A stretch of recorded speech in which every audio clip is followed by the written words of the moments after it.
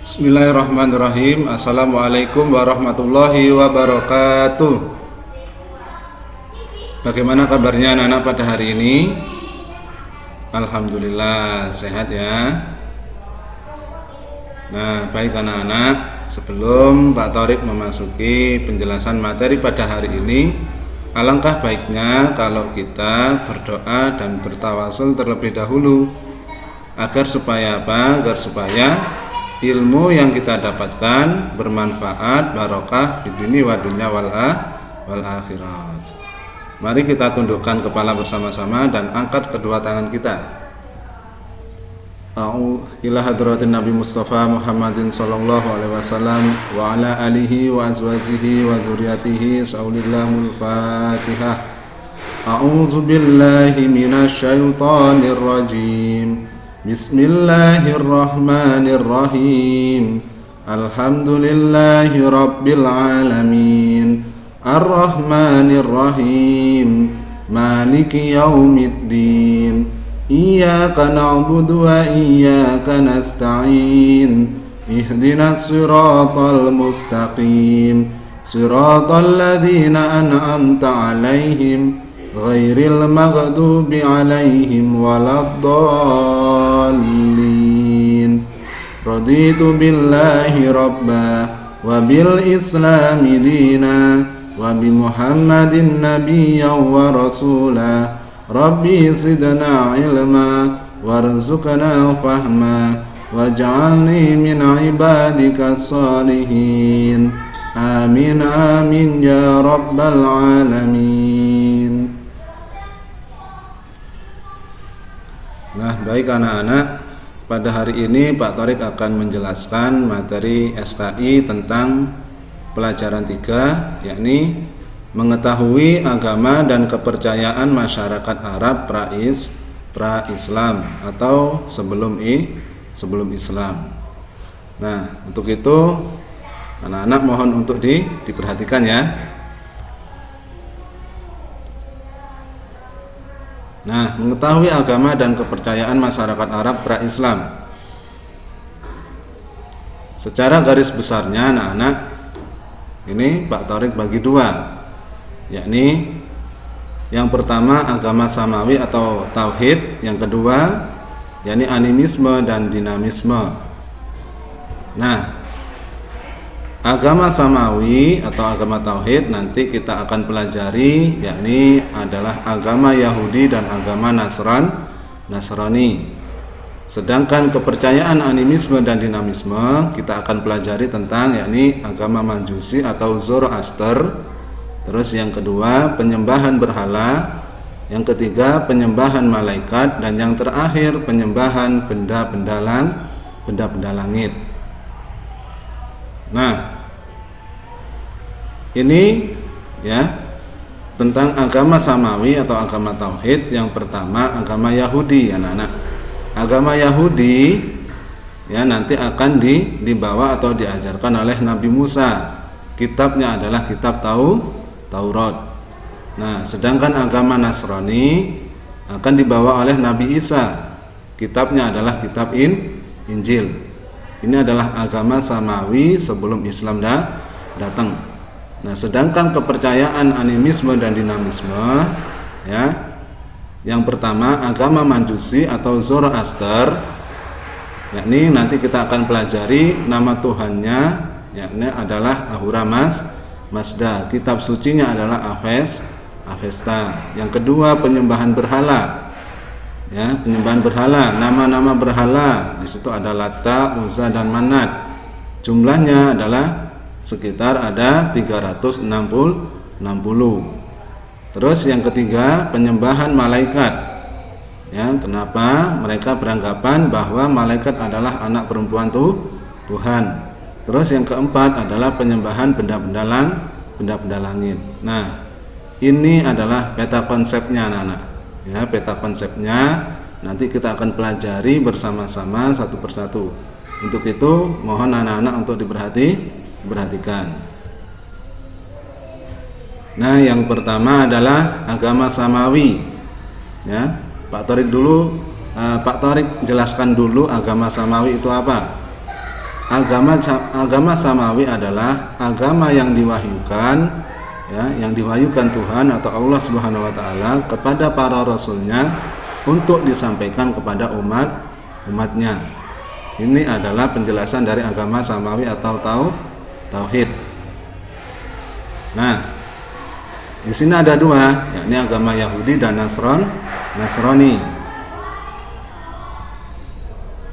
Nah, agama Yahudi bagaimana penjelasannya? Nah, agama Yahudi bersumber dari ajaran Nabi Musa. Kitab suci agama Yahudi adalah Taurat. Nah, pada masa itu agama Yahudi mempercayai Uzair sebagai anak Tuhan.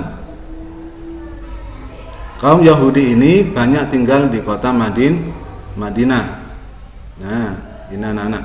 Akan tetapi, ya, orang-orang Yahudi ini menyimpang dari ajarannya Nabi Musa.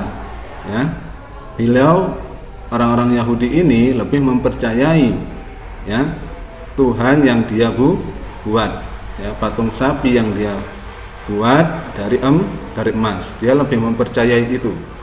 Jadi orang-orang Yahudi ini menyimpang dari ajarannya Nabi Musa.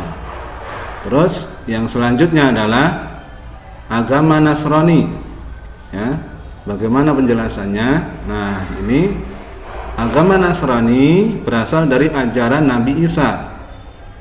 Kitab suci agama Nasrani adalah Injil, anak-anak. Ya. Nah, agama Nasrani sama dengan agama Yahudi yang menyimpang dari ajarannya. Agama Nasrani lebih meyakini bahwa Nabi Isa adalah anak Tuhan. Mereka meyakini bahwa Tuhan itu ada Tuhan Bapa, Tuhan Anak, dan Roh Kudus. Keyakinan tersebut disebut dengan Trinitas. Ini, ya, adalah agama Nasrani. Bahwasanya agama Nasrani itu sama dengan agama Yahudi. Sama apa? Sama-sama menyimpang dari ajaran yang dibawa oleh Nabi Isa. Ya, ini anak-anak. Yang selanjutnya adalah kepercayaan animisme dan dinamisme. Apa itu animisme dan apa itu dinamisme? Nah, mari diperhatikan anak-anak, ya. Yang pertama, animisme. Apa itu animisme? Nah, ini animisme adalah merupakan kepercayaan terhadap kekuatan roh yang mendiami benda seperti pohon, batu, dan sungai. Jadi kepercayaan animisme itu adalah dia mempercayai adanya roh-roh halus yang mendiami suatu benda seperti pohon, batu, dan sungai. Ya, jadi kepercayaan animisme itu lebih percaya pada kekuatan roh halus yang mendiami suatu benda. Yang kedua adalah dinamisme. Apa itu dinamisme? Nah, ini anak-anak. Dinamisme adalah kepercayaan bahwa segala benda memiliki kekuatan yang bisa memengaruhi kehidupan manusia. Contohnya seperti keris, ya. Keris kalau kita sering lihat, ya, kalau kita sering mendengarkan, banyak orang menjelaskan bahwasanya keris ini memiliki kelebihan. Ya, contohnya seperti itu. Ya, jadi perbedaannya ada animisme dan dinamisme itu adalah kalau animisme itu lebih percaya pada roh-roh halus yang mendiami pada suatu benda, sedangkan kalau dinamisme itu lebih percaya bahwasanya benda ini memiliki kekuatan.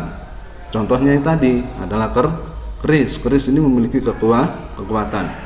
Nah, animisme dan dinamisme ini anak-anak saling berkaitan, ya, saling berkaitan karena animisme dan dinamisme ini adalah agama kepercayaan anak-anak. Nah, selanjutnya adalah apa saja itu agama kepercayaannya orang Arab sebelum Islam. Nah, ini yang pertama, agama Majusi atau Zoroaster. Nah, agama Majusi anak-anak, ya, adalah agama Persia kuno nama lainnya adalah Mazdaisme. Sedangkan Tuhannya disebut dengan Ahura Mazda. Nah, kitab suci agama Majusi adalah Avesta yang berarti pengetahuan. Nah, kitab Avesta dilengkapi dengan Zen Avesta yang berarti sebagai penafsiran terhadap kitab Avesta. Nah, agama Majusi ini anak-anak lebih percaya pada api. Kenapa? Karena api ini adalah dianggap suci. Ya. Ini anak-anak. Jadi agama Majusi ini ritual ibadahnya itu adalah menghormati atau beribadah di depannya api. Penghormatan pada api. Karena apa? Karena api ini adalah dianggap suci anak-anak. Nah, ini adalah agama Majusi yang berada di Persia kuno. Nah, selanjutnya penyembahan berhala anak-anak. Nah, cara penyembahan berhala oleh bangsa Arab bagaimana itu? Di antaranya adalah yang pertama, para penyembah berhala berjalan mengelilingi berhala. Ya, jadi berhala itu dikelilingi dulu, ya. Terus yang kedua, para penyembah berhala mempersembahkan hewan kurban di hadapan berhala. Ya, jadi orang Arab sebelum Islam datang itu banyak yang menyembah berhala, ya, mengelilingi berhala, kemudian biasanya sambil membawa hewan yang dipersembahkan untuk berhala tersebut, hewan kurban yang dipersembahkan untuk berhala, seperti kayak kambing, ya.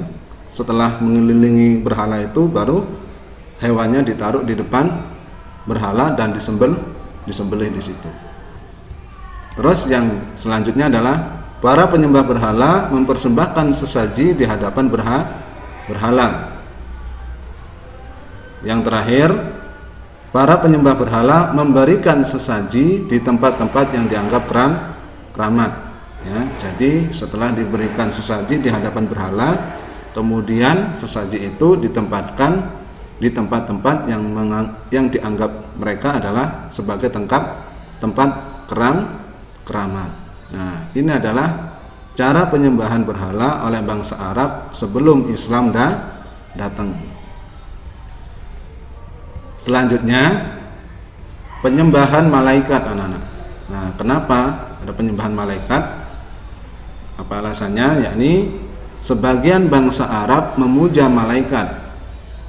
Mereka meyakini bahwa malaikat adalah anak perempuan Tuhan.